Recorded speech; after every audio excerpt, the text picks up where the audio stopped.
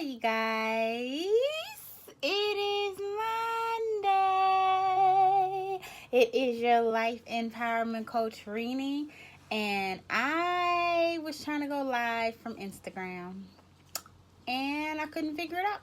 Didn't know how to figure out how to do it, so I was like, trying to be innovative as an entrepreneur, as a full-time entrepreneur, trying to be innovative and do some different stuff and let my creativity flow, and it didn't work. So here I am doing what I know to do best, which is be live on Facebook until I can figure it out. Okay, today I'm going live from my main page, not my empowerment page, which is where I normally go live at 5 from. But I said, you know what, I'm gonna go live at 5 from my big page, the big girl page, right? And so in my empowerment group, the last few weeks we've been talking about singleness and how you're healthy enough to date, right? Because some of us are not healthy enough to date and don't know it. I hope you know it. I hope that you're wise enough to sit down and say, hey, you know what, not right now. But if not, hopefully you'll come to that awareness if that is you. So I'm going to continue. So for some of you, you'll understand right where I'm picking up off from. And for some of you, you'll be like, well, where's the beginning? You got to join the empowerment group to get the other 2 pieces. Oh, and also the next level, if you've missed the one that happened this last Saturday, baby, okay, you can get the next one or catch the next one. I was going to say get and catch at the same time. You can catch the next one August 22nd, August 21st. I'm going to have to put it in this post. But ticket sales go on sale July 15th, okay? And I believe it's August 22nd. It's the third Saturday in August. So that's the next one. Tickets will start at $27.99. So you guys have enough time to program, to think, to look. Actually, let me answer that question for you now, right? Let me actually answer it for you, because I don't want anyone to be like, well, what was the date, right? So let me do this. August 21st. August 21st is the next one. This is the flyer. This is the save the date flyer, right? So if you have not seen it, you will see it. I did post it last night. So this is the save the date flyer for August 21st, starting at $27.99, right, for general admission. If you'd like a workbook, which is absolutely needed, you can purchase that separately, as well as the t-shirt. So if you want the t-shirt for the Love Workshop, absolutely going to be amazed. Those things are fire. All right, so let's get into it. Let's get into part 3. And so where I left off at was Jonah, the first chapter, verse 1 through 4. And I'm not going to, repeat it word for word. I'm just going to kind of dibble and dabble in there. And so the word came, arise. And in order for Jonah to arise from anything, he had to already have been down. And the Lord was not going to leave him there. And so Jonah had a call on his life. And if you know anything about God, it doesn't matter where you're at, or even if you're running from God, he will still come find you. And so in order for God to build you, right, you have to be in a true single place, right? So I say arise in your single place and stop being beat down by it, because the call to be single is never about you in the first place, but it's about the deliverance, right? So there's some things that God needs to deliver you from, and unless you're in that single place, you wouldn't let him deliver you out of the hurt, out of the turmoil, out of the pain, out of the turbulence, out of the things that you've went through in your relationships, right? Until you get by yourself and he can really focus on you, right? And you can really focus on him. There's no distractions. There's no people in the way, right? And so at this time when I was single, right? I'm not single anymore, but when I was single, God didn't have time to play with me in that single place, right, at the bottom of the boat. Jonah was talking to Nineveh, right, which was a great city.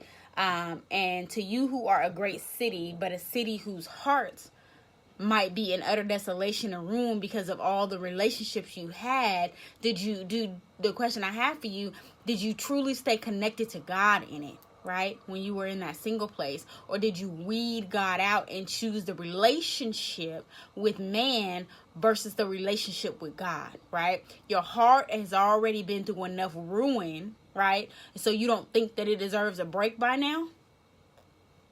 You don't think it deserves a break by now? And so you think that it deserves some more TLC from somewhere else instead of more TLC from you and God. And so you might find that you keep putting yourself in the battlefield, wondering why it keeps getting hurt, why it keeps getting broken, why it keeps getting taken advantage of, right?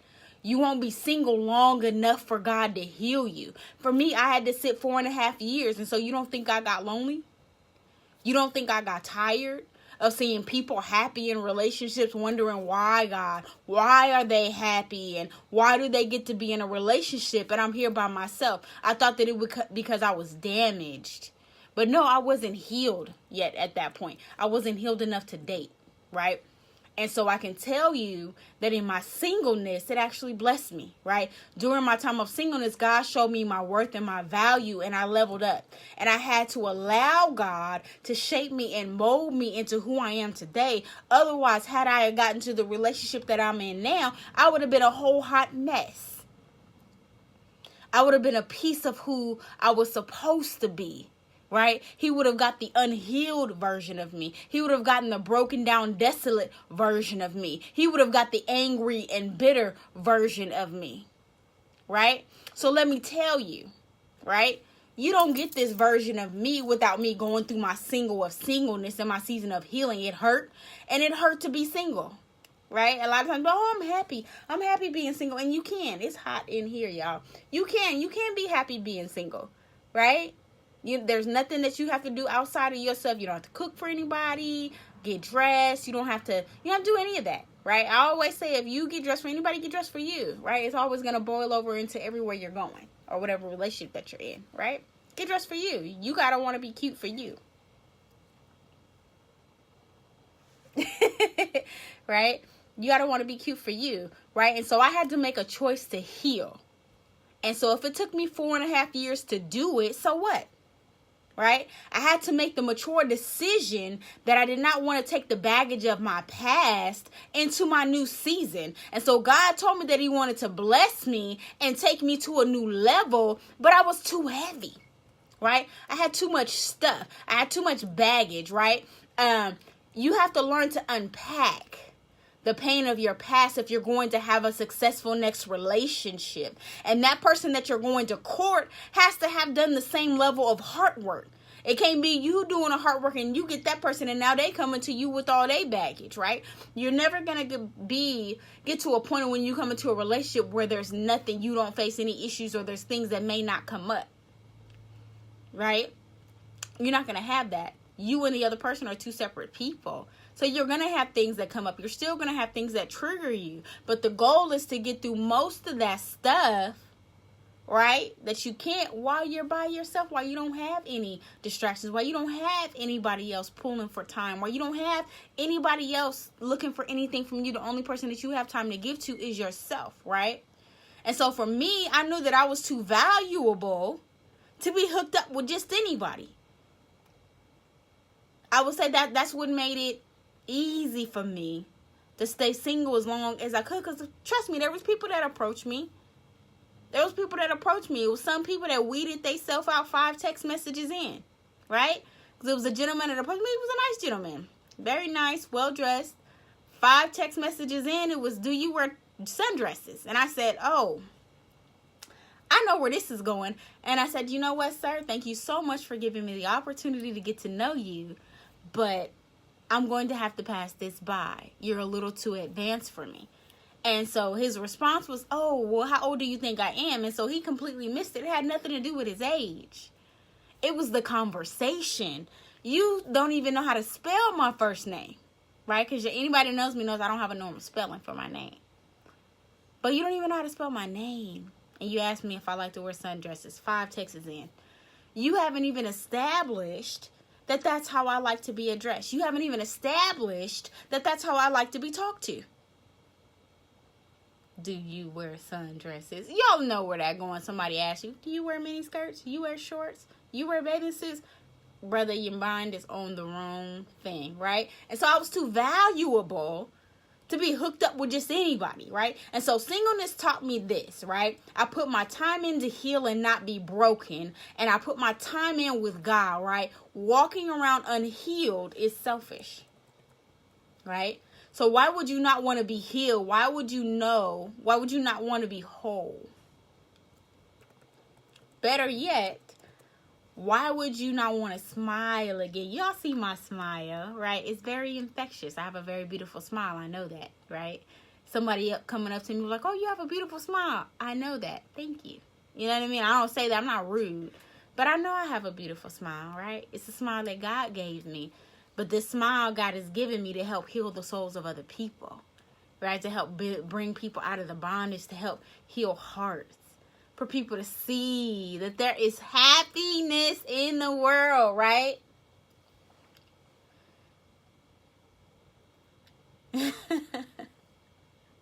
I love y'all. Let me tell y'all. So why would you not want to smile again, right? And some of you were like, I don't want to smile right now. So you mean to tell me that being single and healing is being worse than being broken? That's what you're saying when you're like, oh, I don't want to smile right now.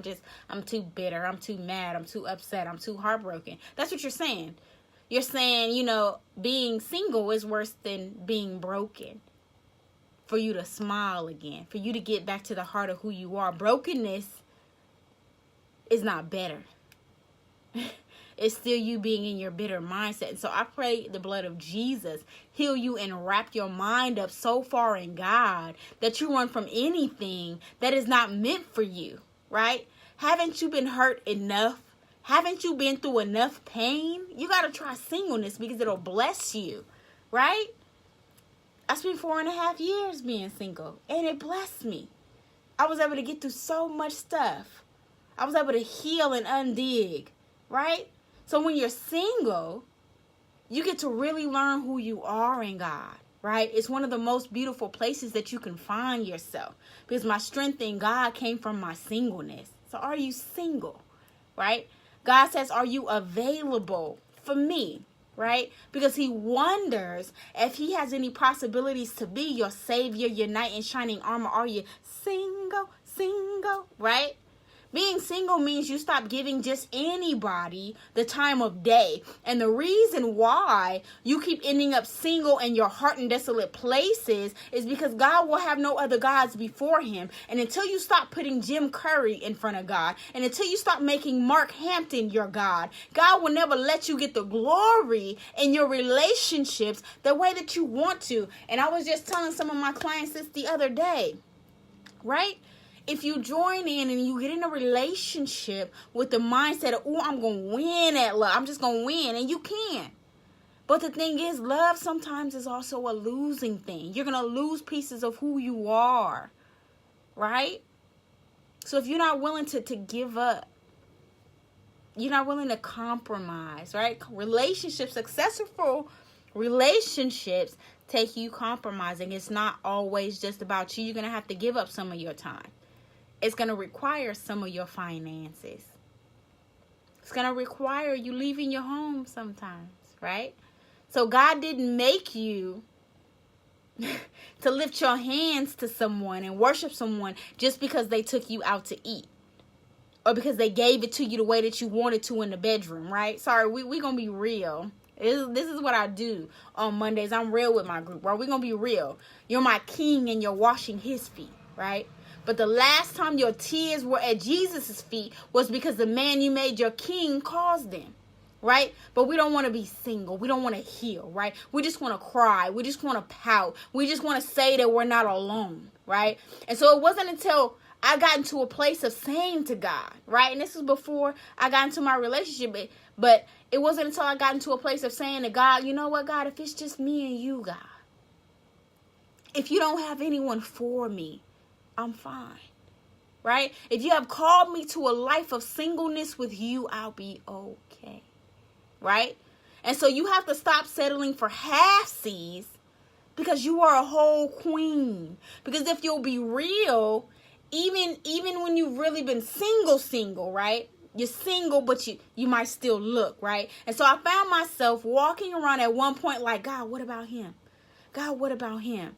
Well, what about him, right? And he would tell me no. And he would tell me why. And he would say, that person is not going to value you. And you're more valuable than that, Irene, right? That's not even what you want, Irene. You just don't want to be single anymore, right? You just want a relationship, right? And so I had to continue to work on my relationship with God. No one has ever treated me so sweet as God has, because I was obedient and I made myself available to him to be in a relationship with him where the lonely nights didn't matter anymore. And I had made my nights where the other half of my bed was filled with clothes, right? Nobody but me and the clothes had laid there. And so I slept with my Bible in my arms on a many a night, right? Squeezing it with all my might, right? And it brought me comfort. And I no longer had the need of having someone there just for the sake of saying that I had someone there, when God was there by my side the whole time, right? And so this concludes today's little snippet. I come on here sometimes 15, 20 minutes. I don't like to keep you long. But that's today's part 3. Next Monday will be part 4. But you got to join the empowerment group if you want to get some more nuggets, right? So trust me, I got plenty more to share, right? And I'm going to tag it in my notes so I know where I left off at. But I love y'all. It's your life empowerment coach, Ireenii, and I will see you next Monday, live at 5 in the empowerment group. All right? I'll catch y'all then. Have a good day. Oh, and don't forget, save the date. August 21st, 6 p.m., the Love Workshop. You're going to learn about self-love, how to deal with being brokenhearted, when it's time to heal, deciding to heal, learning about those boundaries that we like to have that may not be so healthy, may have a little bit of cracks in them, but then also learning if your view of love has been tainted. If you've been walking around looking at love through a stained glass, if you've been walking around looking at love like love and pain are the same, and if that's you, then you need this love workshop, sis. Because love and pain don't have the same definition as I thought they once did before I was healed. Right? I used to think they were the same. I used to think that anybody that came to love me was going to cause me pain, was going to cause me turmoil, was going to cause me heartache. That's what I thought, because that's what relationships had taught me before I was healed. And I had to learn to attach it to a person and not a people. And so what I mean by that is, if you're in the mindset of saying, oh, all men are dogs, you're attaching it to a people, not a person. Oh, all men are, they just all out here to do us wrong. You're attaching it to a people, not a person. Ain't nobody ever gonna do me right. Well, sis, you need some help with that self-love on the inside of you, baby girl. You need this love workshop so you can heal, so you can get the direction that you need, you can get the courage you need, and you can get that voice back that God is giving you. And you can smile just like this, but not just any old smile, an authentic smile. All right? I got food in the corner. See, I was eating before I start talking to you. I told you I'm real. I ain't gonna cover up nothing.